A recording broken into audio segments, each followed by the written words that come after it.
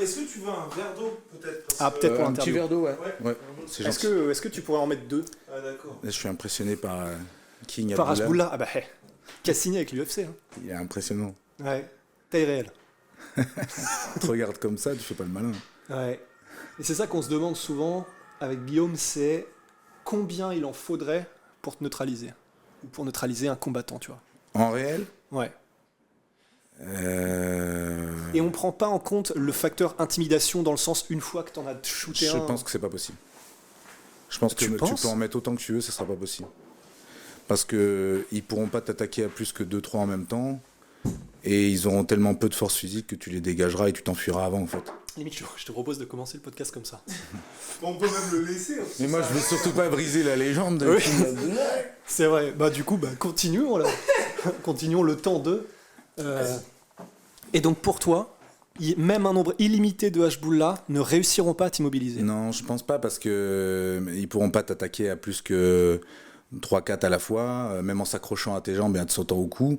Un combattant aura suffisamment de force physique pour se dégager de ces 2-3 ces 2-3 clones et pourra se trouver un chemin pour s'enfuir. Mais sachant que tu peux pas vraiment t'enfuir parce que vraiment ils sont tellement nombreux que. Si t'es enfermé dans une cage et que t'as pas la clé pour sortir. Alors t'as la clé pour sortir, mais admettons que la cage elle fait 10 mètres sur 10 et que l'espace est rempli de Hashbullah. 10 mètres sur 10 Ouais. Je Et t'es au pense- centre. Je pense qu'il n'y en aura pas assez pour fatiguer un vrai combattant. Il les neutralisera pas. Il les neutralisera 2 par 2 Ok. à coup de Mawashigiri. En mode Matrix 2. Ura Mawashigiri, Ura Mawashigiri. Je pense qu'on va les éliminer 2 par 2. En plus t'as pas besoin de souplesse, t'es à Non, la taille je du pense low oui, il kick. faudrait faire ça pendant des jours et des jours jusqu'à temps qu'on soit Ouais, c'est épuisé. c'est ça. Question subsidiaire, Hashbullah est quelqu'un qui a l'air d'être quelqu'un de très mignon. Est-ce que tu arriverais à lui mettre des kicks, sachant que, admettons, ce sont les ordres. Il est là, mais il faut qu'il t'arrête, mais lui, c'est le Hashbullah que tu connais et que tu as appris à non, aimer. je pourrais pas aller contre ma conscience, je pourrais pas. C'est comme neutraliser un chien, même s'il va essayer de m'agresser, je vais essayer de le repousser et de m'enfuir et je pourrais pas neutraliser un chien. Ça se tient. Et comme pour ceux qui ont vu la scène de I Am a Legend avec Will Smith, quand il est obligé de tuer son propre chien, C'est terrible, voilà, il le fait avec douceur C'est terrible. parce qu'il l'aime. bien sûr. Alex, voilà, cette interview commence n'importe comment, mais c'est parfait. Alors, on va aller dans différents sujets qui ont rapport avec ta carrière et surtout la manière dont tu vois les choses. Déjà, est-ce que pour ceux qui ne te connaîtraient pas, même si là tu commences à avoir un sacrément de popularité, en tout cas auprès d'un grand public, et ce qui fait vraiment plaisir, est-ce que tu peux rappeler qui tu es, d'où tu viens en quelques lignes? Oui, pour faire très synthétique, je suis Alex, je suis un ancien des forces spéciales françaises. J'étais dans les forces spéciales de l'armée de terre, donc on faisait des missions, on va dire, d'un niveau stratégique pour l'armée française. Par exemple, la lutte antiterroriste à l'étranger, la libération d'otages, le conseil de forces armées alliées à l'étranger, la protection rapprochée pour des généraux commandant la force à l'étranger. Et je me suis éclaté au cours de cette carrière. C'était vraiment super. Mais arrivé à 30 ans, j'avais envie de bosser pour moi, tout simplement, sans rejeter mon ancien travail que j'ai adoré. Mais j'avais envie d'être mon propre patron et de régler l'alarme de mon réveil le matin à ma guise. Ce qui n'est pas le cas même dans les forces spéciales. On a toujours un chef, évidemment. Et du coup, j'ai créé ma première entreprise qui était sans prétention. C'était un bar à thème pole dance. C'est À vrai? Paris, bien sûr. Donc, Purée. on donnait des cours de pole dance. Alors, c'était pas moi, hein. J'avais des instructeurs de pole dance, ou instructrices plutôt. Et ça a bien marché, mais je l'ai revendu pour revenir dans le milieu de la sécurité et de la défense. J'ai investi dans un centre d'entraînement au tir dans lequel tu es déjà Absolument. venu tirer avec Benoît. Absolument. Et donc c'est un centre d'entraînement pour les professionnels, mais dans lequel il y a aussi un club de tir sportif, pour lesquels les civils peuvent venir s'initier au tir ou pratiquer le tir s'ils sont fans de ce sport. C'est un vrai sport, le tir sportif, hein, il demande concentration, dextérité, je le conseille à tous. Et à partir du moment où j'ai eu ce complexe d'entraînement, j'ai continué de développer mon activité de formation et de conseil, toujours vers les professionnels de la sécurité et de la défense. Donc ça peut être des militaires, des policiers, des agents de sécurité, mais aussi des diplomates, des journalistes qui vont dans des zones de guerre, en France, à l'étranger. Et maintenant, on fournit aussi de la sécurité privée nous-mêmes, principalement de la protection rapprochée, de l'escorte de convois dans des zones de crise, et on est capable de faire de l'évacuation de zones de guerre. Et le nom de ton entreprise, c'est Chiron, c'est ça? Le nom de l'entreprise, c'est Chiron, et le nom du centre d'entraînement, c'est Subtac. Ok, très bien. Ben, maintenant qu'on a fait un petit peu du coup le tour rapide de qui tu es, de ta carrière, moi il y a une question en fait qui me fascine un peu chez les gens qui ont eu besoin d'utiliser un mental qui est au-delà du mental entre guillemets normal pour une personne qui n'a pas eu à rencontrer des difficultés particulières, etc. Pour toi, comment est-ce que tu as fait? Parce qu'il me semble que tu as eu une éducation entre guillemets normale, dans une famille normale. Et, tout à fait. Alors, je suis tout à fait d'accord avec toi. Moi, je considère que j'ai eu une enfance tout à fait normale, avec une famille normale. Mais en fait, peut-être qu'on met la normalité à des niveaux différents, selon de quelle génération on est, selon de quelle origine sociale on est. Pour moi, une famille normale, c'est une famille où on a des frères et sœurs, on respecte son papa, on respecte sa maman, et on a des valeurs qui nous sont transmises. Donc, si on apprend le respect très jeune, pour moi, c'est normal, mais c'est vrai que c'est peut-être pas acquis pour tout le monde aujourd'hui. Déjà, apprendre le respect, et puis apprendre la valeur qu'a le travail. C'est vrai que ma famille a toujours beaucoup travaillé, et du coup, quand on nous transmet les valeurs de travail et de respect très jeunes, pas besoin forcément d'être dans la difficulté pour conserver ces valeurs une fois adulte. C'est ces valeurs que j'ai mis à profit pour réussir ma carrière dans les forces spéciales, passer la sélection et puis réussir les différentes formations, puis être capable d'assumer les missions qui m'ont été confiées par la suite. C'est le respect de la hiérarchie dans l'armée. Voilà, si on a été éduqué comme ça, on a plus de facilité à accepter l'autorité dans l'armée, parce que ça reste l'armée. On a une hiérarchie quand même très pesante dans l'armée, même dans les forces spéciales. Et puis être bosseur, voilà, essayer d'exceller dans tous les domaines dont on a besoin dans son travail, repousser ses limites, que ce soit au niveau physique, mais aussi au niveau technique, tactique. Donc ces valeurs-là, dans ma famille normale, m'ont été transmises. Et j'ai toujours fait du sport étant gamin. Mon père faisait du sport, voilà. Et après, ce que je dis beaucoup, ce qui m'a permis d'endurer les difficultés de la sélection, et puis comme je dis derrière, de la formation et des missions, il faut avoir une grande force morale. Avoir de la force morale, ça veut dire être capable d'être constant dans l'efficacité de ce qu'on produit, quelles que soient les difficultés. C'est-à-dire qu'on ait des problèmes personnels, qu'il fasse froid, qu'on ait faim, qu'on soit fatigué, on va garder la même motivation, on va garder la même efficience dans ce qu'on produit. Et ça, c'est vrai que c'est pas donné à tout le monde. Il y a une part d'inné. Et dans l'inné, je pense qu'il faut avoir de l'ego. Je parle beaucoup de l'ego. Je parle pas d'égocentrisme, je parle pas de narcissisme, je parle pas d'orgueil. Je parle de l'ego, c'est-à-dire avoir de la fierté, avoir de l'amour-propre. Et à partir du moment où on a de l'amour-propre, quand on est mis en difficulté sur quelque chose, on a envie de se prouver à soi-même et aux autres qui nous regardent, et pour ceux qui sont croyants. Je pense que c'est une véritable force. Prouver à Dieu qu'on est capable, et ça nous donne une deuxième force, celle de vouloir bien faire.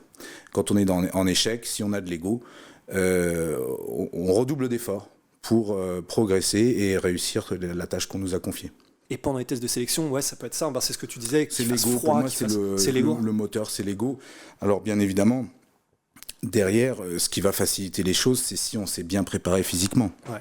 Alors, je suis né dans les années 80. À l'époque, il n'y avait pas Internet comme aujourd'hui. On n'avait pas accès à toute l'information comme on peut l'avoir aujourd'hui. Clairement, je n'avais aucune idée que je rentrerais dans les forces spéciales. Je ne savais même pas ce que c'était. Je savais que je voulais rentrer dans l'armée et que je voulais faire parachutiste. J'avais vu ça au défilé du 14 juillet. Je trouvais que les mecs avaient de la gueule. Je me suis dit, je veux faire parachutiste. Bon, j'ai été pas forcément bien orienté au moment de mon recrutement, mais mes résultats derrière, une fois incorporé dans l'armée, ont fait que j'ai pu accéder directement aux forces spéciales. Ce qui va vraiment aider, c'est si je ne savais pas exactement dans quoi il fallait être performant, sport, mais enfin, si on a du bon sens, on se dit qu'il faut être complet. Ouais. On se dit qu'il va falloir être fort, endurant, rapide. et solide. Donc, quand j'étais gamin, avec les faibles connaissances que j'avais en préparation physique de l'époque, je pratiquais un peu tous les sports. En fait, je refusais de faire aucun sport, que ce soit des sports collectifs, être adroit, que ce soit en volley, en foot, être endurant, faire de la course à pied, c'est quand même la base, être agile, être capable de bien porter son poids, donc faire de l'escalade. Voilà, j'avais l'occasion de faire un peu d'escalade quand j'étais gamin, j'habitais à Melun. À côté de Melun, il y a la forêt de Fontainebleau. La forêt de Fontainebleau, c'est un des plus grands spots mondiaux de VARAP. Donc, c'est de l'escalade sur bloc. Et là, j'ai pu vraiment développer mon agilité, la capacité à déplacer, à soulever mon poids, tout simplement. Puis derrière, le renforcement musculaire classique, pompe abdos, traction. J'ai commencé à faire un petit peu de musculation avec des poids libres quand j'avais 18 ans, pas plus, faut dire pas moins plutôt. Et puis on est en pleine croissance à cet âge-là, faut pas s'inquiéter quand on a 17-18 ans si on est encore un peu mince, si on est encore un peu gringalet pour certains, avec l'âge, ça vient. Et puis il faut se donner dans tous les sports, en fait, natation, sport de combat évidemment. Depuis que j'étais gamin, je faisais du karaté. Moi, je suis l'époque où il y avait le choix entre judo ou karaté. J'étais très fan de karaté. Je voyais Chuck Norris, forcément. Jean-Claude Van Damme à la télé. Donc forcément, j'avais demandé à mes parents de faire du karaté. J'ai adoré. Pour les jeunes, je trouve ça super. Ça aurait été aussi très très bien le judo. Du coup, pour faire parallèle avec Benoît, qui lui a commencé par le judo, c'est aussi super. Et après, c'est devenu un peu désuet. Quand j'étais adolescent, je me suis mis à la boxe thaï. Super années. Puis je suis rentré à l'armée directement après. Alors là, on en parlera peut-être après des sports de combat dans l'armée. C'est intéressant comme sujet. Mais voilà, finalement, faire de tout. Faire de tous les sports, être complet. Et si je devais donner un conseil, c'est de faire le point sur dans quoi on a des facilités ou pas. Si on voit qu'on est très très très endurant mais qu'on n'est pas à l'aise en natation, ou si on voit qu'on est très très très costaud mais qu'on n'est pas bon en course à pied, il faut travailler plus ses points faibles, bien évidemment. À un moment, il faut se dire, je suis déjà bon dans ce domaine-là, ça sert peut-être à rien que je fasse 3 séances par semaine. Je vais peut-être faire juste une séance du sport dans lequel je suis bon toutes les semaines, et je vais économiser ce temps pour progresser sur mes points faibles. Quelqu'un qui est très fort mais qui est pas rapide, il devrait orienter plutôt son entraînement sur de l'haltéro, du sprint, alors que quelqu'un justement qui est plutôt très endurant mais qui est gringalet, il devrait ralentir un petit peu la course à pied et les sports co pour faire plus du powerlifting par exemple. Voilà. Et les petits conseils de préparation physique, en étant un sportif complet, évidemment, quand on va arriver sur les différentes épreuves de sélection dans les forces spéciales, physiquement, on va beaucoup moins souffrir que les autres, parce qu'on va nous demander tout type d'activité, que ce soit des montées de corde, des épreuves de course à pied, de natation, des épreuves de course avec du poids, de la marche avec des sacs à dos, du sport de combat. Si on est déjà à l'aise dans tout quand on est gamin, forcément, ça va diminuer la fatigue physique et le moral aura d'autant plus de chances de tenir. Après, voilà, il y a des gens qui sont, pour moi, malheureusement, faits pour ça et des gens qui ne sont pas faits pour ça. On est tous avec un potentiel. Voilà. Ce potentiel peut être exploité ou gâché. Maintenant, quelqu'un qui naît avec une force morale très faible pourra essayer de maximiser son potentiel, mais clairement, il ne pourra jamais faire ce genre de métier. Et à l'inverse, quelqu'un qui naît avec une grande force morale, s'il ne cultive pas ça, s'il n'a pas la véritable motivation pour faire ce genre de métier, il n'y arrivera pas non plus. Et justement, là, on parle de force morale et il y a un gars... Je suis très bavard, attention, parce que là, parfait. On va digresser sur plein de sujets. C'est parfait. Et justement, celui-là, il y a probablement matière à dire aussi. Jocko Willink, est-ce que tu vois qui c'est ? C'est un ancien Navy Seals américain. Ouais. Exactement. Une bonne tête. C'est un Space Marine, c'est clair. Et en gros... Entre le King qui est là et... je dirais quand même que le King est plus impressionnant. En tout cas, il était dans une des interviews qu'il a données, il disait « Les meilleures personnes que j'ai rencontrées dans ma vie étaient des Navy Seals et les pires personnes que j'ai rencontrées dans ma vie étaient des Navy Seals. » Est-ce que tu vois où il veut en venir ? clairement, l'équivalent des Navy Seals dans l'armée française, c'est les commandos marines. Alors, c'est l'équivalent de ce que moi j'ai fait dans la marine. Moi, j'étais dans l'armée de terre. C'est tout à fait comparable, hein, la formation, les sélections, les missions. Je vois ce qu'il veut dire. Moi, j'aurais une interprétation différente. On rentre pour des motivations différentes dans ce métier. Il y en a qui rentrent vraiment de base pour l'aventure et qui sont des gens potentiellement excellents derrière ou justement un petit peu dilettants parce qu'ils ne se rendent pas compte des enjeux. Mais après, faut savoir que c'est un métier qu'on commence très jeune, hein, donc faut pas demander à un adolescent qui a 18-20 ans d'avoir des motivations d'adulte non plus, pour voilà, des motivations matures pour faire ce genre de métier qui ont des lourdes responsabilités. Bon, moi je ne déroge pas à la règle. Quand j'étais gamin, voilà, c'était plus l'aventure, l'envie de faire quelque chose de ce que moi considérais à l'époque comme viril. C'est ça qui a été ma source de motivation. Donc on va dire de ce genre de motivation-là, on peut obtenir quelqu'un de bon ou quelqu'un de pas bon. Il y a des gens qui rentrent là-dedans vraiment par tradition familiale, tradition patriotique, qui ont vraiment dans l'idée déjà de se mettre en danger à la place des autres pour défendre les intérêts de leur pays ou les concitoyens. Bon, ça, c'est des gens qui ont une réflexion très mature, mais finalement qui à cet âge-là sont très très rares. Ceux-là, en général, vont donner des très bons opérateurs. Maintenant, il va falloir qu'ils franchissent toutes les capes de sélection et de préparation physique. Il ne suffit pas d'être un patriote pour réussir là-dedans, hein. Puis après, il y a des gens qui ont des motivations plus suspectes. On peut retrouver ça dans différents corps de métier, on va dire, où il y a une forme d'autorité derrière. Il y a des gens qui font ça pour se prouver quelque chose. Et ce ne sont pas vraiment des guerriers nés ou des leaders nés ou des protecteurs nés. Ce sont des gens qui sont intéressés par ce genre de métier pour ce qu'ils représentent, finalement pour l'image. Et ces gens-là sont dangereux. Généralement, c'est des mecs qui arrivent à bien se faufiler. S'ils ont le niveau physique et ils sont solides, ils arrivent à passer tels des anguilles les tests de sélection. Puis au final, c'est des gens qui vont être assez désagréables à travailler avec. C'est des gens qui sont justement qui ont non pas les avantages de l'ego, mais les défauts de l'ego. C'est quelqu'un qui ont quelque chose à prouver. Et ça peut être dangereux dans ces métiers où on se retrouve avec parfois la vie de quelqu'un d'autre entre les mains. C'est des gens qui peuvent prendre des très mauvaises décisions parce qu'ils ont des très mauvaises motivations à la base. Ils sont pas là pour servir, protéger. Ils sont là pour prouver quelque chose. Et voilà, de ce que dit ce Navy Seals, j'interpréterais plutôt ça comme ça. Et voilà, il y a différentes sources de motivation. Et il y a des gens quand même qui arrivent à se faufiler au travers des sélections et qui n'ont pas forcément des très très bonnes motivations. Maintenant, il y a quand même une sélection psychologique. Il n'y a pas que la sélection physique et morale, il y a la sélection psychologique. Donc on a très rapidement des entretiens avec des psychologues qui sont censés pouvoir écarter le genre de profil à risque. Donc le profil type pour un opérateur des forces spéciales, c'est quelqu'un de normal. Mais normal selon notre définition du normal.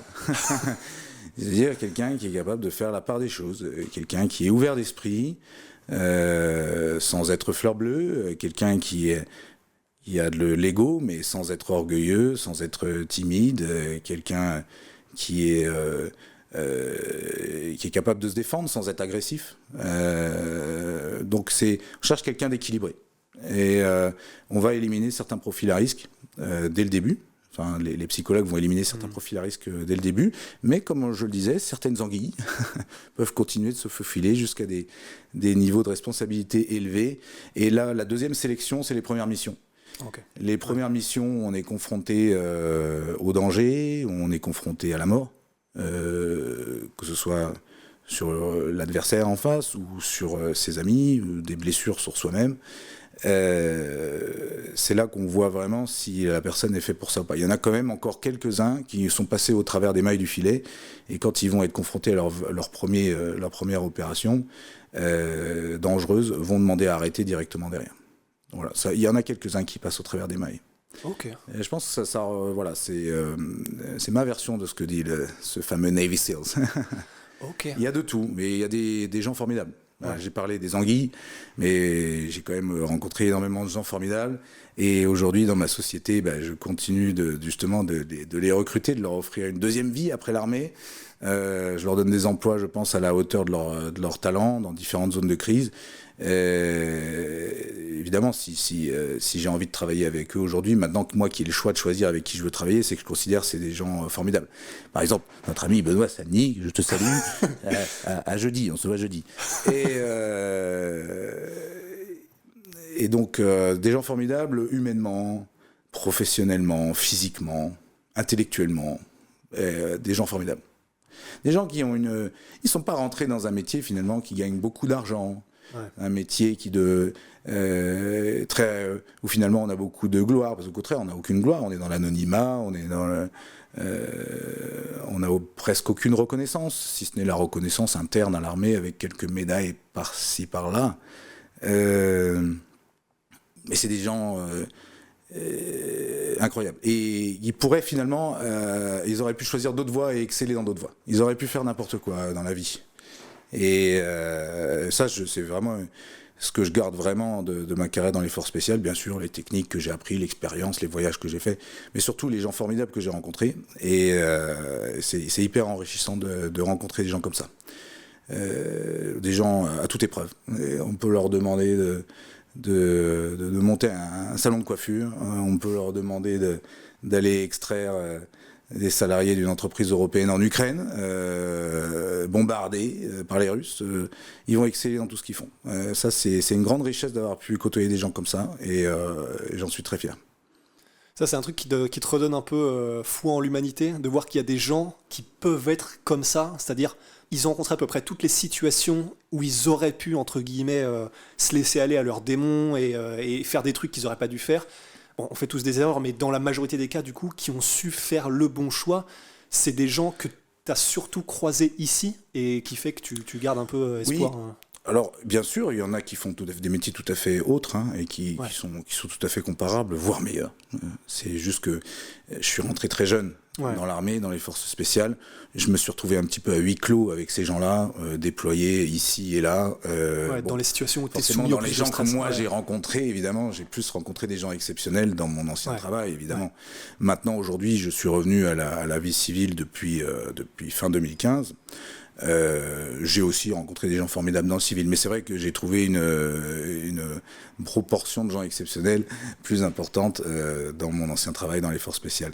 Et je suis très content de pouvoir conserver des relations avec ces gens-là aujourd'hui, de par la nature de mon activité professionnelle. Et récemment aussi, donc avec Benoît et avec toi, on a rencontré à travers des choses interposées des gens qui étaient ce qu'on peut appeler des mythos. Est-ce que ça... J'en ai fait arrêter un là récemment. oui, c'est ce que nous disait Benoît. Et du coup, il y en a un qui était un arnaqueur notoire français. On va pas citer son nom, on va pas lui faire de la publicité. Il y en a déjà assez sur Google.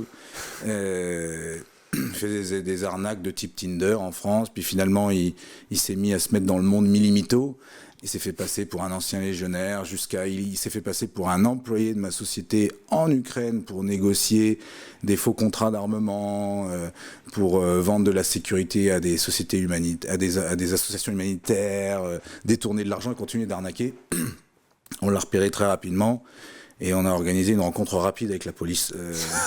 Et il est en prison. Mais parce que c'est vrai que du coup, on se marre, mais c'est vrai que du coup, vous disiez avec Benoît que si tu vends des trucs défectueux, comme des gilets pare-balles défectueux, en fait, on va très vite... Et souvent, les mythomanes, là où ils font beaucoup de tort, c'est-à-dire qu'il y a beaucoup d'anciens militaires, que ce soit anciens des forces spéciales ou pas, qui n'osent pas trop se mettre en avant parce qu'on a eu une culture de reste humble, reste dans l'ombre, les caméras, c'est pour les généraux, c'est pas pour toi, ne parle pas, attention, en France il y a beaucoup d'antimilitarisme, c'est pas vrai. Bon, comme dans tout pays avec une liberté d'opinion, c'est toujours à peu près 50-50, quel que soit le pays démocratique du monde, il y a toujours à peu près 50% de monde qui soutient l'État, sa police, son armée, et 50% qui est plutôt critique. Finalement, on est dans un pays tout à fait normal, avec une opinion tout à fait normale. Et faut pas hésiter à mettre en avant ses services pour la France après sa carrière, si ça peut nous aider dans l'entrepreneuriat ou pour obtenir un job salarié, faut pas hésiter. C'est vrai qu'on est l'armée était très longtemps surnommée la Grande Muette.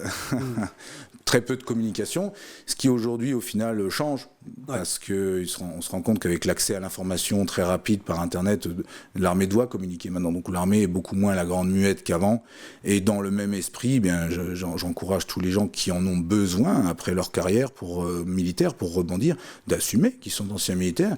Et ils vont peut-être, aux yeux d'une grande partie de la population, obtenir plus rapidement la confiance en se disant, bon, c'est des gens rigoureux, c'est des gens travailleurs, c'est des gens qu'on servi, je vais lui faire confiance pour ce deal, je vais lui faire confiance pour ce poste. C'est quoi la question, mon ami? C'est quoi la question que j'ai posée déjà? Je suis très bavard, attention. Attends, c'était... On a digressé. On parlait simplement du coup des gars qui sont un peu des mythomanes et qui se font passer pour des gens de force spéciale. Là où font beaucoup de mal les mythomanes, c'est que eux, vu que c'est difficile de vérifier le CV d'un militaire quand on n'a pas beaucoup de connexions dans l'armée. Donc du coup, des gens qui, eux, vont oser se mettre en avant alors qu'ils n'ont pas le parcours, contrairement à des gens qui ont un vrai parcours et qui n'osent pas se mettre en avant, ils vont prendre les places à leur place. Et vu que ce sont des mythomanes, ils n'ont pas derrière le background qui va bien, ils vont finalement se planter dans le job ou dans le relationnel avec les gens dans une société dans laquelle ils sont embauchés, et ils vont donner finalement une très mauvaise image des gens qui ont réellement fait ce job, et qui derrière, ils vont passer derrière, ils vont être blacklistés parce que non, c'est bon, on a déjà eu un gars des forces spéciales, il a fait de la merde. Mais en fait, c'est parce que c'était un mythomane, et les gens qui ont été confrontés à lui n'avaient aucun moyen de le vérifier. Et du coup, ces gens-là font beaucoup de mal. Beaucoup de mal. Ils se rendent pas compte que des gens ont beaucoup donné au pays et méritent vraiment d'être appelés vétérans, qu'ils aient fait 3, 5, 10 ans, 15 ans, 22 ans. Ils méritent d'être appelés vétérans, ils méritent d'être anciens de l'infanterie, anciens de la cavalerie, anciens des services de renseignement, ils le méritent, et il faut leur laisser la place, il ne faut pas essayer de s'inventer une vie et de venir leur piquer la place, ils font beaucoup de tort pour au final donner une mauvaise image. Alors, à mon petit niveau, je lutte contre les mythomanes parce que j'ai un petit peu de présence sur les réseaux sociaux, et dès qu'on me fait des signalements, je n'hésite pas à faire circuler l'info. J'ai déjà eu des plaintes, des mecs qui ont dit, ils m'ont accusé de quoi? Atteinte à l'honneur, incitation au cyberbullying. Attends, les mythomanes qui t'accusaient d'atteinte à l'honneur? Ouais. Mais c'est vrai que parce que bon, pour c'est le des coup, plaintes côté droppées parce que derrière je donnais pas de nom, je partageais juste des photos, je donnais même pas le profil Instagram de la personne, mais les gens suffisamment malins arrivaient à le retrouver, et c'est eux-mêmes qui essayaient de m'attaquer pour atteinte à l'honneur, incitation au harcèlement, mais ils l'ont bien mérité, et je continuerai de me battre contre eux. Parce que c'est vrai que pour la petite histoire, effectivement, vous nous-mêmes... ne me faites pas peur, mythomane. Vous pouvez arriver tous dans la cage comme le King. Comme les Hashbullah, ouais. Vous serez tous neutralisés. Mais tu sais que ça, d'ailleurs, c'était une émission aux États-Unis qui s'appelait Bully Beat Down, et en gros, apparemment, c'était quand même un peu scénarisé, c'était un peu des acteurs quand même. Mais ils arrivaient apparemment à trouver des situations où il y avait un gars qui se faisait violenter au lycée, etc. Et du coup son bourreau, et en gros ils mettaient le bourreau contre un combattant pro dans la cage, il y avait de l'argent en jeu, et si le bourreau arrivait à ne pas se faire soumettre 5 fois en 5 minutes ou je sais pas trop quoi, il pouvait gagner de l'argent, et sinon c'était donné à la victime. Ça devient un petit peu malsain là quand même. Ouais, c'est les States quoi, c'est n'importe quel concept, on essaye. Tout s'achète. Mais faut faire combattre des sans-abri aussi pour gagner un sandwich pendant qu'on y est. Ça a dû se faire. En Russie, je crois. Je l'ai vu passer quand je faisais une recherche sur les trucs les plus fous. Ça devient immoral, clairement. Ah ouais, bon, il y en a qui se prennent pas pour si peu.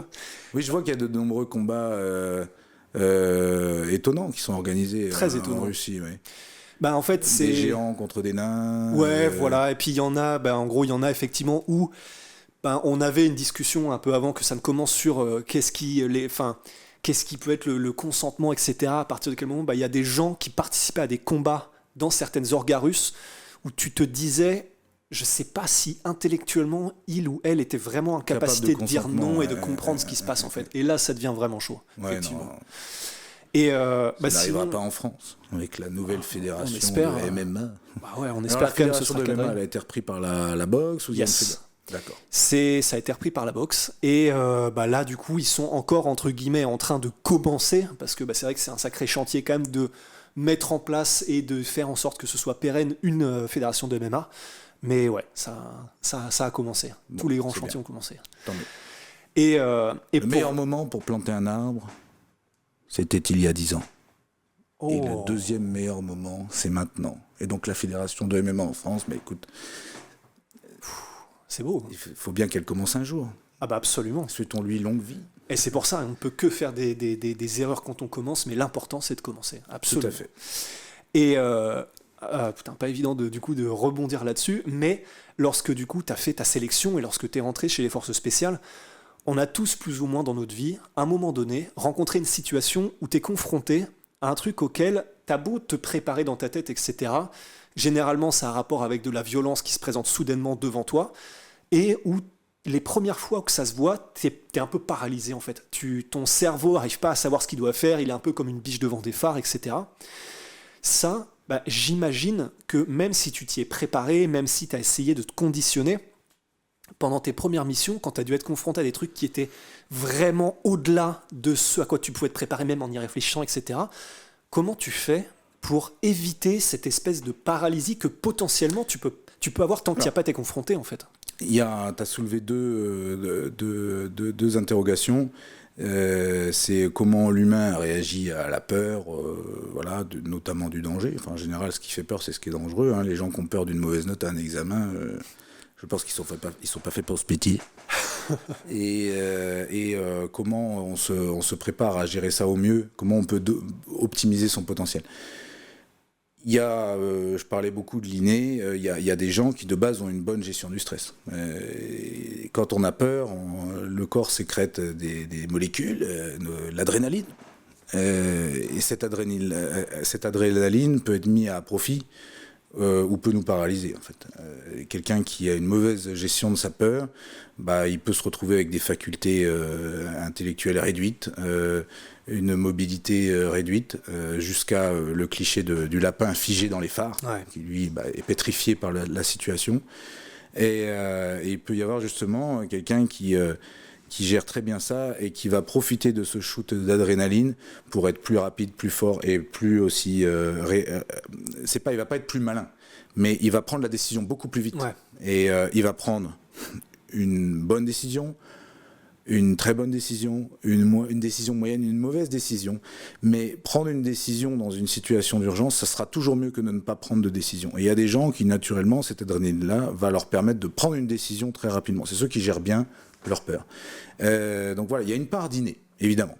Maintenant, comment, bien sûr, il y a une sélection dans les forces spéciales, on essaye de sélectionner des gens qui ont cette faculté. Maintenant, c'est pas infaillible, et il y a des gens qui l'ont plus ou moins, cette faculté. Maintenant, ce qui va permettre d'optimiser le potentiel de chacun, c'est l'entraînement, la répétition. On appelle ça en anglais le drill. Donc, de la même manière qu'un combattant professionnel va driller certains enchaînements inlassablement, qu'ils ressortent instinctivement dans un combat réel, eh bien un opérateur des forces spéciales va driller inlassablement des gestes techniques et aussi des réactions tactiques simples, qu'on appelle des réactions immédiates, pour que ça devienne complètement instinctif en cas de stress. Et que du coup, le cheminement pour arriver à la bonne décision soit beaucoup plus simple. Voilà, donc l'entraînement, le fait de s'entraîner au maximum de situations possibles. Alors, on n'arrivera jamais exactement à reproduire ce qui peut se passer dans des situations réelles, qui sera toujours unique, mais on peut s'entraîner sur des scénarios le plus proches possible. On essaye d'envisager vraiment tous les scénarios dans notre entraînement. Quand la mission se passe bien, quand la mission se passe mal, les différents types de missions qui peuvent nous être confiées, et on s'entraîne inlassablement. Et du coup, le cheminement vers la bonne décision en cas de stress est plus simple, de la même manière qu'un combattant professionnel dans la cage ou dans le ring. Mais t'as déjà été... sur le tatami. Absolument, pas discriminé. Aucune discrimination. Et tu as déjà été témoin, toi, de ça, de gens qui, au moment T, se rendent compte, ou du coup, vous vous en rendez compte que du coup, ok, j'ai drillé, j'étais prêt, je suis préparé physiquement, je pensais m'être conditionné mentalement, mais où en gros tu as été témoin de ah oui, en fait, ils sont pas du tout faits pour ça, et soit ils prennent la mauvaise décision, ou il y a une panique. Enfin, ça arrive même chez des gens très entraînés. Ça arrive, je te parlais de quelques cas qui se faufilent, et c'est pas toujours les gens auxquels on croit. Hein. C'est pas toujours la personne la plus solide qui s'avère être la plus solide en situation réelle, et c'est pas toujours la personne qu'on sent le moins qui s'avère être la personne la plus problématique en situation réelle. Moi, j'ai travaillé quasiment toujours avec les mêmes gars toute ma carrière. J'ai pas eu ce problème-là. C'est des gens qui étaient extrêmement solides, sauf peut-être l'un qui, une fois qu'il s'est retrouvé père de famille, la première mission dangereuse qu'il a fait derrière, on sent qu'il était beaucoup moins volontaire au cours de la mission, et à l'issue de la mission, il a demandé à arrêter les opérations. Voilà. Il y a aussi des événements personnels qui peuvent venir modifier le mindset de quelqu'un. C'est tout à fait compréhensible. Ouais. Moi, je compare le moral à la jauge de morale à un vase, hein, et de base, quelqu'un qui a un très bon moral, il y a un très très grand vase. Mais chaque problème, qu'il soit par rapport à une mission ou par rapport à un problème perso qu'on peut avoir, remplit le vase. Et puis finalement, un petit problème perso vient rajouter la goutte qui fait déborder le vase et fait que quelqu'un n'est plus opérationnel. Et est-ce que c'est quelque chose Pour répondre à ta question, je sais qu'il y a des gens qui sont pas faits pour ce métier et qui ont, dans d'autres groupes que je n'ai pas côtoyés, se sont retrouvés face à leur première goutte de sang et se sont retrouvés complètement figés et n'ont pas voulu continuer la mission, se sont retrouvés à se mettre en retrait alors qu'ils étaient en poste de responsabilité pour certains, et que du coup les autres coéquipiers ont pris le relais. Voilà, face à son premier cadavre, face à son premier mort, qu'il faut déplacer, qu'il faut fouiller pour faire du renseignement, face à son premier blessé à soigner. Il y a des gens qui se retrouvent figés, oui, et qui se rendent compte tout de suite que c'est pas fait pour eux, et qui, malgré qu'ils soient passés au travers de toutes les sélections, et qui du coup sont écartés, soit par eux-mêmes, soit par les coéquipiers après une mission. Mais c'est très rare, et moi j'ai eu la chance de ne pas avoir ce cas-là au sein de mon groupe, sauf peut-être la personne qui est devenue père de famille, qui a changé un petit peu son mindset, et ce que je comprends très bien. Et humainement, nous, êtres humains normaux, absolument. Mais est-ce que ça te paraît délirant? J'ai lu un bouquin il y a quelques années qui s'appelait Sniper de Nikolai Lilin. Je ne sais pas si tu en as entendu parler. J'ai lu aucun bouquin de ma vie. Ah oui, mais oui, c'est vrai, j'ai lu ça dans le QG. Mais j'en écris un. Ah, comme quoi. Alors je l'écris pas tout seul, hein. C'est un auteur. La maison d'édition Nimrod. Il m'a contacté quand j'ai commencé à me montrer sur Instagram pour faire un bouquin sur ma carrière. Et à l'époque, j'avais accepté, bien sûr. J'avais rien de mieux à faire. Ça va finalement sortir, évidemment, il a écrit tout seul. Et j'ai fait l'effort de lire mon premier livre de ma vie, c'est le mien. Je l'ai corrigé pour vérifier que les termes techniques, et ça collait bien à ce que je voulais dire. Ça va sortir à la fin octobre, je crois. Ça s'appellera Stick Action Spéciale. C'est vrai ? Un opérateur du premier pays me raconte. Ah. Alexandre Alex. Voilà, petite preview. Je n'ai jamais lu un livre de ma vie, j'en ai écrit un. Qu'est-ce qu'il y a ? En vrai, la punchline est parfaite. Du coup, non, je n'ai pas lu le Sniper, mais j'ai vu des films, hein, si tu veux. Ok, en fait, mais là, c'était particulièrement par rapport à une chose qui, à mon avis, peut difficilement être mise en film, et surtout en 2022, j'ai du mal à le voir. Mais ce gars-là, du coup, qui a fait partie d'une unité qui s'appelait les Saboteurs, apparemment en Russie, et qui était une unité qui était, c'est des gars qui avaient apparemment des problèmes avec la justice et qui ont. Ça existait en France aussi. Bon, c'est plus le cas aujourd'hui, mais il y a eu des unités, ce type d'unité, des types d'unités comparables en France. Dès le souvenir que j'ai, bon, ça doit exister depuis bien plus longtemps, mais j'ai des souvenirs de la Première Guerre mondiale. J'ai des souvenirs. Non, je n'étais pas né pendant la Première Guerre mondiale. À l'époque, quand j'étais gamin. Je suis né dans les années 80. Mais j'ai pas lu de livre, mais j'ai regardé des films et des reportages. Alors, pendant la Première Guerre mondiale, il y avait des repris de justice qui étaient sous la responsabilité d'un officier de l'armée française. On appelle ça les corps francs. Et on leur donnait des missions extrêmement dangereuses, on peut dire des missions commando, hein, en amont des lignes françaises.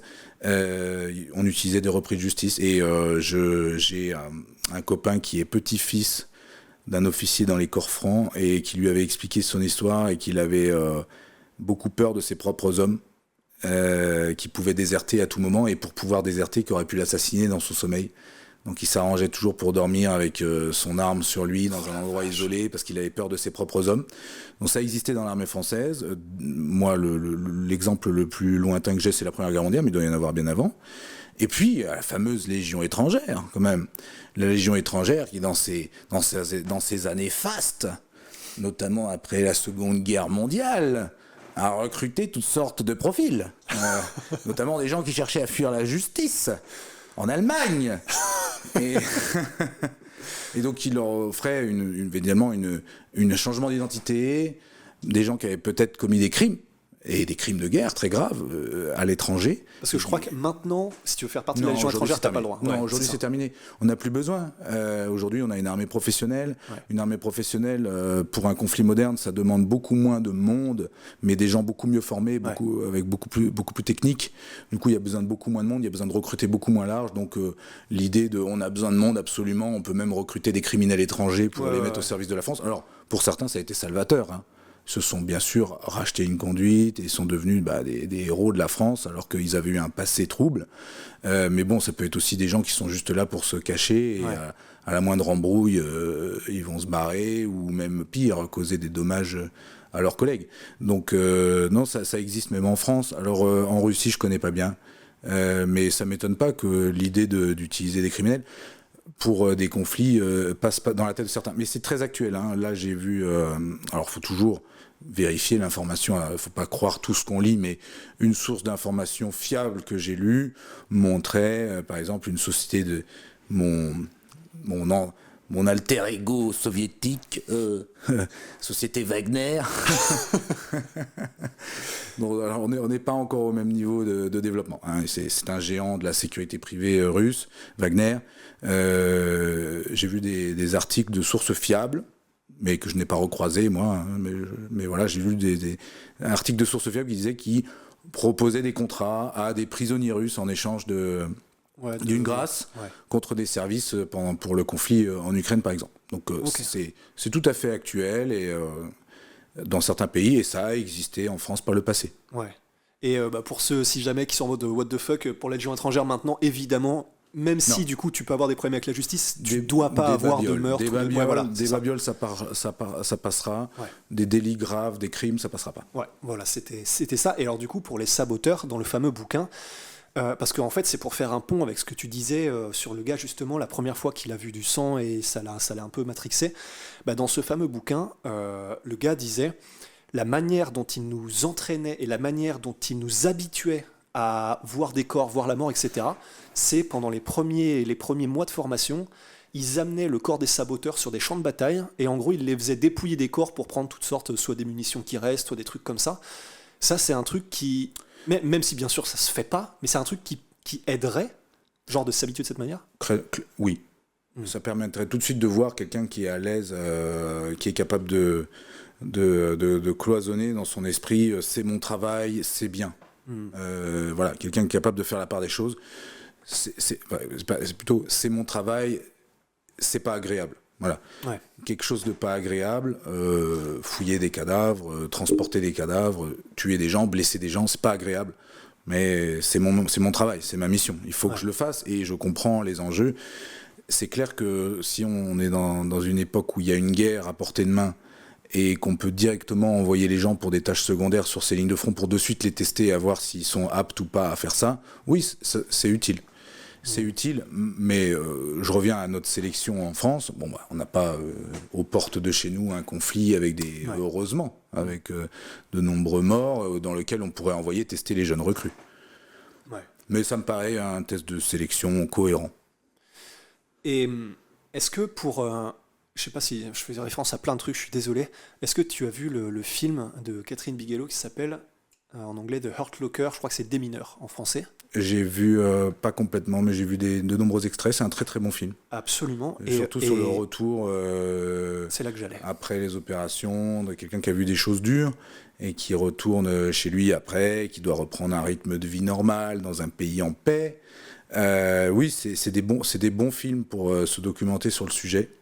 Il y en a d'autres dans le même style. Il y a bien sûr American Sniper Et, bien sûr, mais il y a aussi des bons films français. Que je me fasse foudroyer si je donne pas le bon titre du film, mais il y a un film avec Depardieu qui est sorti il y a peu de temps sur la guerre d'Algérie, avec des mecs qui rentraient de la guerre d'Algérie, qui avaient un petit peu du mal à se réadapter. Je crois que ça s'appelle Les Hommes. Ok. Tu corrigeras si je me suis trompé. Mais il y a des bons films de tout, voilà, français, étrangers, il y a des très bons films sur le sujet. C'est vrai que souvent, c'est dans les films d'action, c'est quelque chose qui est complètement, comment dire, occulté. Ouais. Occulté. C'est ce qui se passe dans la tête d'un homme normal. Ouais. Personne n'est un surhomme. Ce qui se passe dans la tête d'un homme normal qui se retrouve dans des situations comme ça. Un homme normal qui fait la guerre pendant plusieurs années. Bien sûr, ça joue sur son mindset, on est d'accord. Maintenant, là encore, il y a des gens qui sont faits pour ça, qui vont très bien le vivre, mais qui vont vraiment faire la part des choses. Ça, c'est mon travail. C'est ce que j'ai fait pour mon pays, c'est ce que j'ai fait pour mon employeur. Et ça, c'est ma vie personnelle. Et ça, c'est ma famille, ça, c'est mes amis, ça, c'est ma femme, mes enfants et mon compagnon. Et ils arrivent à très très bien cloisonner les deux vies. Des gens qui sont faits pour ça. Et il y a des gens qui ne sont pas du tout faits pour ça. Et c'est vrai que quand on rentre d'un théâtre de guerre ou d'un pays très violent, moi, le souvenir le plus violent, c'est vraiment la Centrafrique. J'ai travaillé en Centrafrique à un moment pour l'armée française. J'étais garde du corps d'un général là-bas. Ouais, il y avait un conflit entre différentes factions là-bas pour la lutte pour le pouvoir, d'une violence extrême, des exactions sur la population, des meurtres, des viols, des mutilations, du cannibalisme. C'était extrêmement violent. Bien sûr, ça ne me laisse pas indifférent. Moi qui suis quelqu'un d'équilibré, de normal, je trouve pas ça bien ce qu'ils font. Mais j'arrive à cloisonner. Voilà. Ça s'est passé là, c'est mon travail, là je suis en France. Et c'est vrai que quand on rentre en France, on voit des gens qui ne connaissent pas, qui n'ont pas ce genre d'expérience. Je dirais qu'ils ont la chance de ne pas connaître ce genre d'expérience et qui se plaignent pour des choses très futiles. Et c'est vrai qu'on a tendance, même si on arrive à bien cloisonner, on a toujours, et c'est ça qui met un petit peu les gens qui sont partis dans des pays en guerre à part, que ce soit des militaires, mais aussi peut-être des humanitaires, des gens qui ont travaillé dans des sociétés dans ces pays-là. Ça nous met souvent à part dans nos réactions, parce qu'on trouve que les problèmes des gens dans des pays en paix, comme en Occident, sont très futiles. Ouais. Problème du prix de l'énergie, problème de l'insécurité. Bon, la sécurité, moi, je ne la sens pas en France. Bon, moi, je ne dis pas que d'autres personnes ne peuvent pas la ressentir. Je dis que moi et des gens qui ont été dans des pays très dangereux, Ouais, bien sûr. ne ressentent pas l'insécurité. Au pire, qu'est-ce qui m'arrive? Bon, je vais me faire embrouiller. Bon, c'est sûr qu'on a un jugement qui est modifié, et on trouve que les problèmes des gens sont futiles. Et ça peut avoir tendance à nous mettre à part. Je ne suis pas en train de dire c'est bien ou c'est pas bien. Ouais, J'explique ce qui Ouais. se passe dans la tête de quelqu'un qui part en opération. Moi, j'ai tendance à trouver les problèmes des gens futiles dans les pays en temps de paix, et j'ai tendance à plus me sentir proche des gens qui vivent dans des pays en guerre, avec, pour moi, des vrais problèmes vitaux, des problèmes de survie. Comment ne pas me faire tuer, comment manger, donner à manger à ma famille. Moi, je me sens proche des gens qui ont ce genre de problème-là, et je me sens peu proche des gens qui ont un problème de, voilà, des revendications sociales, sociétales. Voilà. Je dis pas, j'ai pas de jugement. Je dis juste qu'est-ce qui se passe dans la tête de quelqu'un qui part en zone de guerre. Et voilà, c'est un risque. Hein. Même si on va bien, même si on fait pas des cauchemars, même si on ne devient pas violent avec son entourage à cause d'un stress post-traumatique et on a du mal à gérer ses émotions, on a tendance à se mettre un peu à part. Et c'est pas qu'on se met au-dessus, mais c'est qu'on se met à part. Et ça peut être un problème pour son intégration à la société. Ouais. Alors, voilà, ce genre de film-là, par exemple, comme tu dis, des mineurs le montrent, il y en a d'autres. Il faut faire attention. Voilà, faut en être conscient. À partir du moment où on en est conscient, quand on est conscient d'un problème, c'est la première marche vers trouver une solution. faut bien savoir, voilà. On a vécu des choses différentes de la majorité des gens qui vivent dans notre pays. Faut comprendre que oui, c'est normal qu'on se sente un petit peu à part, mais il faut se réintégrer. Et voilà, faut se réintégrer correctement. C'est un problème que l'armée a pris en compte depuis pas très longtemps, mais depuis des dizaines d'années.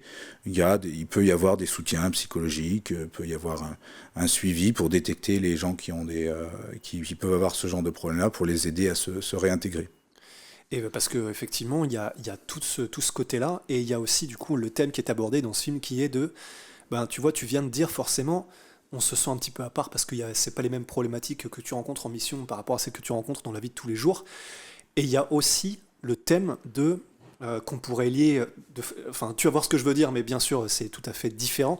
Mais en gros, c'est le navigateur Olivier de Kersauzon qui disait, moi il y a nulle part où je me sens mieux que sur mer, parce qu'en fait tout est simple, c'est-à-dire que t'es pas avec tous les problèmes futiles des gens, t'es pas avec qui calcule quoi par rapport à la réputation de je sais pas qui, de machin. Tout est simple, tout est question il faut faire ça parce qu'il en va du coup ta survie. Mais bon, après lui c'est pas de la survie, du résultat de ta exactement, tout est simple, même si c'est dur, même si machin.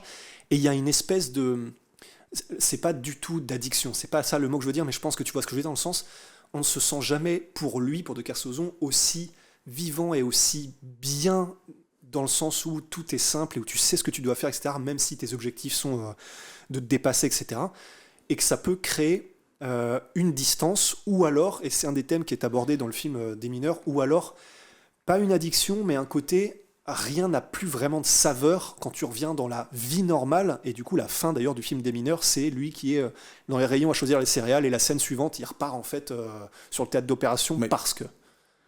Non, je comprends totalement. Bon, quand un homme n'est pas prévu pour vivre sur la mer, hein, et un homme est fait pour vivre sur terre. Et bon, les marins, c'est aussi des gens qui se mettent dans des situations où les choix deviennent vitaux, comme tu l'as dit, bon, que ce soit pour la course ou pour sa survie. Mais après, j'imagine que même pendant une course, s'il prend une mauvaise décision de navigation dans une tempête, c'est sa vie qui est en jeu. Ouais. Et c'est le même sentiment. Voilà. Les choses que j'ai exprimées, je ne considère pas qu'elles sont réservées aux militaires. Hein. Ouais. Il y a des gens qui peuvent avoir vécu des expériences tout à fait comparables dans le civil. Hein. Et là, en l'occurrence, par exemple, les marins en solitaire, oui, je pense que l'expression de sa pensée peut être comparée. Oui, tout à fait. Il ne faut pas s'aliéner, quoi. Voilà. On n'est jamais... Moi, je dis qu'on n'est jamais mieux qu'à la maison. Bon, comme beaucoup. Lui, sa maison, c'est peut-être sur la mer. Moi, ma maison, c'est la région parisienne. J'ai mes amis qui sont là, j'ai ma famille. Et quand je rentre, oui, peut-être que je sens bon, aujourd'hui, avec mon métier, je continue d'aller dans les théâtres en guerre. Hein, donc c'est pour ça que je continue de parler au présent. Mais quand je rentre, j'ai envie de retrouver mes proches.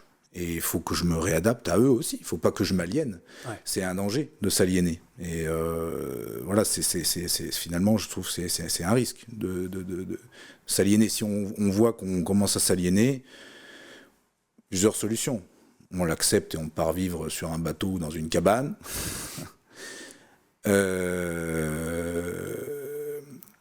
Ou on retourne faire ce pourquoi on se sent utile. Bon, pour des anciens combattants, ça peut être reprendre du service, que ce soit dans une force armée de son pays ou dans une force armée étrangère, dans laquelle on va se sentir utile. Oui, ce qu'on voit à la fin du film des mineurs, ça peut arriver. J'ai un peu eu le sentiment, quand je suis sorti des forces spéciales, je me suis retrouvé dans mon bar, en plein milieu de problèmes futiles. Et oui, gestion de la clientèle, dans un bar, pour ceux qui connaissent. C'est bizarre. Ouais, je faisais tout, hein. Je faisais le service, la porte et le nettoyage des chiottes, hein. Je faisais un peu tout, hein. C'était un petit bar, hein. Bon, j'avais des collaborateurs, bien sûr. Et oui, bien sûr, je voyais mes anciens collègues qui étaient déployés au Moyen-Orient. Je me sentais sur la touche. Je me dis, oui, ça y est, tu fais partie de ces gens que tu trouvais inconscients. C'est au sens... non conscient de ce qui se passe dans les pays en guerre. Ça y est, c'était redevenu... Dans l'armée, on a un terme péjoratif pour dire, on dit un PEX. Un civil, quoi. Ouais. Un gars qui n'a pas connu ce qu'on a connu. Et ça y est, je me sentais comme ça. Ouais. Un PEX lambda. Et oui, ça travaille. Ça travaille, mais bon, la l'affection que j'ai pour mes proches, l'ambition que j'avais d'en monter mon entreprise m'a tenu en place. Mais bon, on voit bien que derrière, j'ai sauté sur la première occasion pour régénérer un business impliqué dans des théâtres de crise et pour finalement me retrouver de nouveau acteur et plus simplement spectateur à la maison des news internationales et me dire, bon, moi, à mon humble niveau, avec ma petite entreprise, je peux faire ça là-bas, je peux proposer tel service et ça va peut-être être utile. Se retrouver spectateur, c'est terrible. Et quand on a été acteur de l'actualité et des problématiques qui nous touchent vraiment, se retrouver spectateur sur la touche, c'est difficile à vivre. Et oui, il peut y avoir, soit on s'aliène complètement, soit on reprend du service. Et alors, il me semble, du coup, j'ai fait un stage d'une semaine et que du coup, vous avez le TIOR, et qui est, alors je sais pas forcément ce que vous apprenez dans les forces spéciales, ça doit être totalement différent parce qu'il faut l'adapter d'une manière différente. Mais est-ce que tu avais déjà suivi, pendant que tu étais à l'armée, est-ce qu'il y a un cursus entre guillemets pour sport de combat et combat à main nue à l'armée? Et une fois dans la force spéciale, comment ça se passe pour s'adapter du coup au réel? Je vais tout de suite briser un mythe. Oh Jesus. Un opérateur des forces spéciales n'est pas capable de neutraliser un individu en 2-3 secondes, comme dans les avec films. Les points vitaux. Arrêtez, parce que j'ai lu des commentaires sous des vidéos de Benoît Saint-Denis.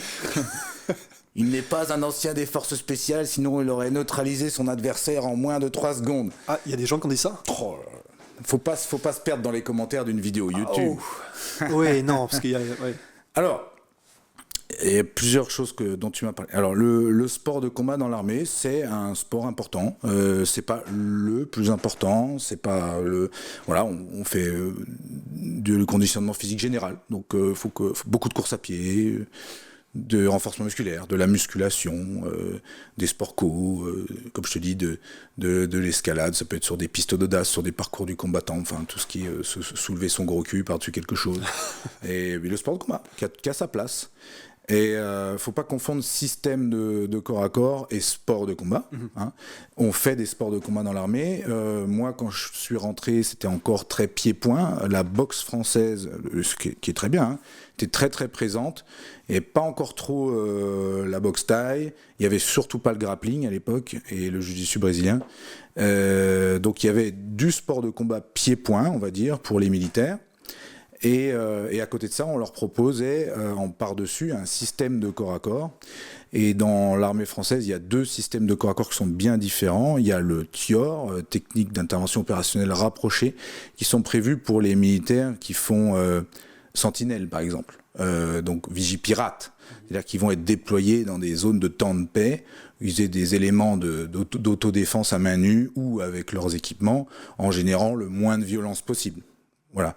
Donc là, on voit la même chose dans ce système de corps à corps que verrait quelqu'un des forces de l'ordre avec les zones de frappe rouge à la tête, la colonne vertébrale, orange le thorax et les parties génitales, vert les membres, où on peut y aller, on peut frapper fort sur les membres, on risque pas de causer des graves dommages à quelqu'un. Et à l'inverse, la tête, il faut que ça soit véritablement justifié par la légitime défense. Donc voilà, ça c'est un système de corps à corps adapté finalement à des pays en temps de paix pour faire le moins de dommages possible. Bien sûr, il y a des clés de bras, il y a des maîtrises d'individus tout seul, à 2, voilà. Bon, c'est très très proche de ce qui se fait dans les forces de l'ordre. Et il y a le C4. Alors à mon époque, ça s'appelait corps à corps adapté aux contraintes du combattant. Je crois qu'ils ont changé, c'est toujours l'acronyme C4, mais ils ont changé légèrement l'acronyme. Les experts YouTube pourront préciser en commentaire. Je ne doute pas qu'il y aura des experts qui corrigeront ce que je dis. Et là, bon, c'est vraiment un système de corps à corps pour le combat de haute intensité. C'est-à-dire comment faire en sorte qu'un militaire qui n'a plus de munitions, qui se retrouve au contact avec un adversaire et que c'est une lutte à mort, comment essayer de maximiser ses chances de survie. Alors, finalement, ça va être des techniques très très simples, parce qu'il faut considérer que le combattant est équipé, hein, donc il ne peut pas non plus faire des coups de pied retournés, ou du moins très difficilement. Mais c'est des techniques très simples. En gros, on va voir les quelques techniques interdites dans les sports de combat. Bon, c'est rien de secret. On va apprendre à mettre des doigts dans les yeux, on va apprendre à croquer une oreille, à frapper dans les parties génitales, à briser les cervicales au lieu de faire un étranglement classique. À rien de... Voilà, on va apprendre le combat à l'arme blanche. On va apprendre un peu d'anatomie sur où est-ce qu'une lame plantée peut être mortelle, où est-ce qu'une lame en tranchant peut neutraliser durablement un adversaire. Mais finalement, c'est rien de très secret. Un grand praticien d'arts martiaux, et je dis pas sport de combat, d'arts martiaux, va connaître aussi ces techniques et va les appliquer plus ou moins correctement. Maintenant, on est d'accord. Un système de corps à corps ne fait pas d'un militaire et d'un opérateur des forces spéciales un tueur à main nue. Il faut que ces petites techniques supplémentaires, utiles, viennent s'ajouter à une base solide de sport de combat, bien évidemment. On prend quelqu'un qui n'a jamais fait de boxe, qui n'a jamais fait de judo, on lui montre 2-3 doigts dans les yeux et 2-3 brisages de cervicales, il va être incapable de les restituer face à quelqu'un qui fait du taekwondo. Et qui va lui prendre et qui va lui mettre un high kick directement avant qu'il ait eu le temps de s'approcher.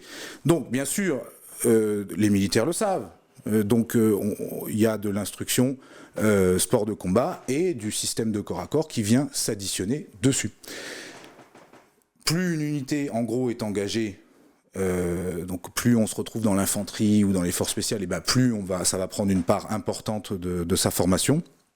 Mais évidemment, dans les forces spéciales, le temps qu'on peut allouer au sport de combat et au système de corps à corps n'est pas finalement si important que ça, parce que finalement, faire la guerre avec son fusil, c'est un art martial en tant que tel.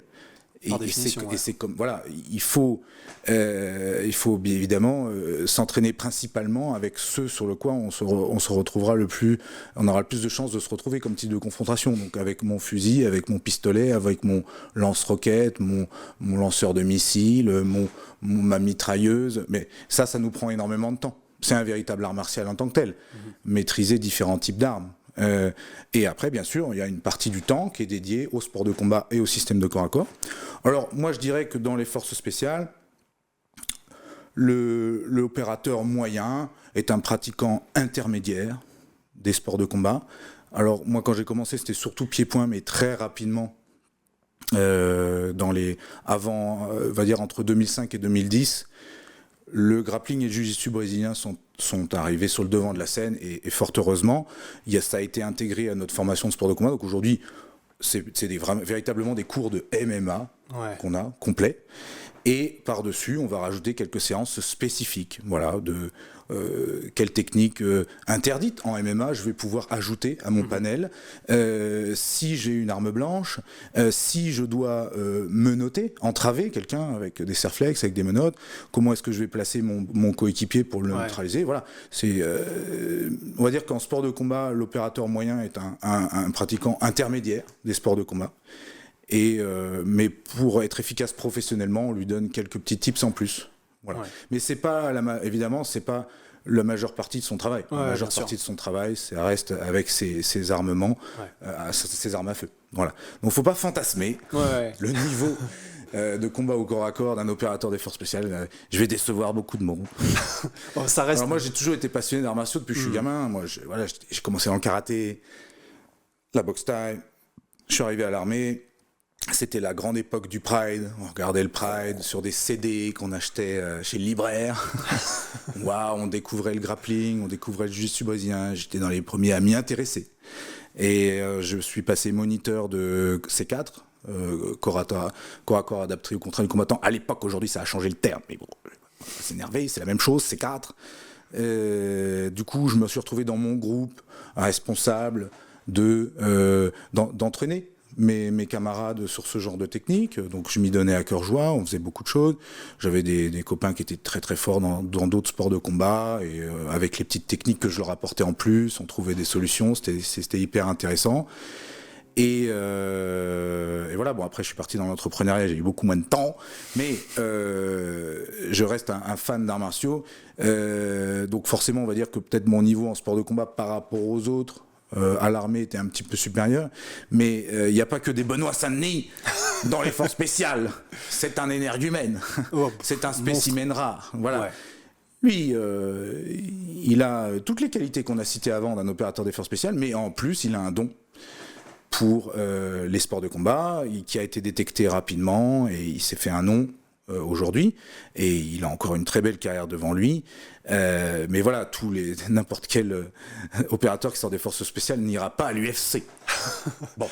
Ouais, ils seront forcément beaucoup plus efficaces qu'une personne normale. Oui, alors évidemment. Il y a le côté déjà, parce qu'ils ont fait par leur travail des sports de combat à peu près toute leur carrière, ce qui est quand même déjà beaucoup plus que le commun des mortels. La plupart des gens ne font pas de sport de combat. Ouais. Ils ont vu quelques petites techniques supplémentaires, mais ils ont surtout un moral et un physique solide. Ouais. Bon, le moral, ça change tout quand même. On voit clairement dans une confrontation réelle, quelqu'un qui fait son petit culturisme, il se retrouve embrouillé par un abo dans la rue qui lui met un coup de pression, il va rien faire. Il va rien faire parce que le mindset a pris le dessus. C'est quelqu'un qui a peur finalement, la peur de la violence. Et donc, bon, déjà, un mec des forces spéciales normalement est solide moralement. Il a un bon mental, un mental de combattant. Une confrontation à mort, que ce soit avec une arme ou à main nue, bon, il a déjà connu. Et ça lui fait pas peur, normalement. Ouais. Et après, il a un physique solide, puisqu'il est sportif complet. Et que les sports de combat, pour exceller, nécessitent un physique complet, fort, endurant, rapide, souple, technique, bon, mobile. Évidemment, il a un bon potentiel. Maintenant, ce potentiel-là, il faut l'exploiter. Tout le monde n'a pas le potentiel de Benoît Saint-Denis, et en plus, lui, son potentiel, il s'est donné les cartes pour l'exploiter et devenir combattant de l'UFC. Et dernière question de cet entretien, on voit, tu as utilisé... J'ai déjà sparé avec Benoît. J'ai pas tenu longtemps. Hein. Ouais, ça doit pas être rigolo quand même. Quelques dizaines de secondes. Ouais, parce que pour le coup... Mais je me débrouille, hein. Celui qui m'embrouille, il vient avec moi au dojo à Subtac, Villebon-sur-Yvette, 1 avenue d'Islande, il n'y a pas de souci, il peut tourner avec moi. Bon, me prends pas pour un rigolo non plus, mais je n'ai pas le niveau de Benoît. Hein. Bon. De toute façon, que ce soit à mon avis toi ou Benoît face à quelqu'un de relativement normal, pour le coup, effectivement, je pense que ça se compte en une question la plupart des gens, de minutes, de secondes même. Normal. Un opérateur de force spéciale ne pourra jamais rivaliser avec un combattant professionnel de MMA, et dans les règles de MMA, d'autant plus. Naturellement. Voilà, impossible. En tout cas, voilà, merci beaucoup du coup d'avoir répondu à toutes ces questions que j'avais envie de te poser, Alex. Et puis, où est-ce que les gens peuvent te trouver ? Du coup, tu écris ce bouquin qui arrivera bientôt. Il y a ton entreprise Chiron Solutions. Où est-ce que les gens peuvent te trouver ? Oui, alors on peut me trouver différents endroits. Ceux qui veulent me défier dans le ring, voilà, vous avez eu l'adresse. Je passe pas mon temps à ça non plus. Hein. Mais sinon, vous pouvez me trouver, c'est sûr, sur Instagram, Alex_French_SAS. Et de là, vous pourrez trouver tous les liens vers les différentes choses, le site internet de ma société, l'Instagram de mon stand de tir sportif, de mon centre d'entraînement, des vidéos YouTube que je fais avec différentes personnes comme avec toi. On retrouvera toujours toute l'actualité sur ma page Instagram, Alex French SAS. Parfait. Alex, merci beaucoup. C'était un plaisir, c'était intéressant, c'était original. Ouais, par rapport à moi, les questions qu'on me pose d'habitude. Écoute, en tout cas, c'était vraiment un plaisir. Tu m'as pas dit, est-ce que ça fait de tuer un homme ? Ouais, déjà, premièrement, parce qu'on te l'avait déjà posé, et puis même, c'est vrai que j'avais envie d'aller un peu plus dans ta conception de tout ça, en fait, non, du métier, etc. C'était top, merci beaucoup. Prends soin de toi, à la prochaine, et puis ciao. À bientôt. Nice.